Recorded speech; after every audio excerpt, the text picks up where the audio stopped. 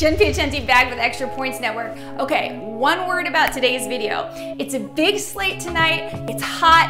I think there's going to be a lot of runs scored and a lot of great plays. So I suggest playing either just the early slate or the late slate to kind of narrow down the field a little bit. Okay, on the bump, at only 8,000, I'll be rolling out Eduardo Rodriguez tonight.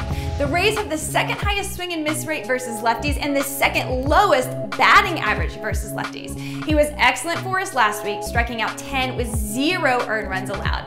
I'm also going to spin up for Sean Manea in a lineup tonight. Cleveland is batting only .232 versus lefties, and I'm feeling a bounce back tonight for the pitcher with 10 strikeouts per 9 this season. Okay, for bats, I got to back up Erod with the Red Sox versus the rookie Patino. Devers, Bogarts, JD, Renfro, you know, all the usual guys spinned up for at least one. Okay, Seattle bats versus Kolby Allard tonight. Pay up for Mitch Haniger and Seager. Seager is slugging .909 across 12 plate appearances versus Allard, and Abraham Toro is the value play in this game at 2,700. He's batting .386 with 3 home runs since joining the club. I think there's going to be a lot of runs scored in this Cincinnati-Atlanta game tonight. I like both sides, but let's talk about Cincinnati versus Smyly since he likes to surrender the long ball and can't make it the third time through the order.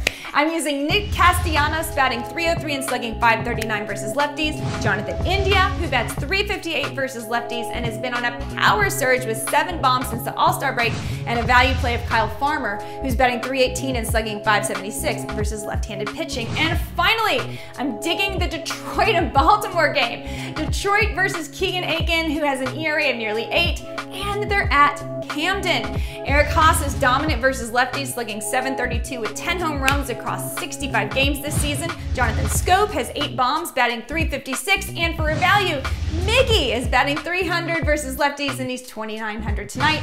On the other side, I like Mancini, who's dominant at home, Cedric Mullins, who's always dominant, and Anthony Santander, who's only 2,700, batting .311 since the All-Star break.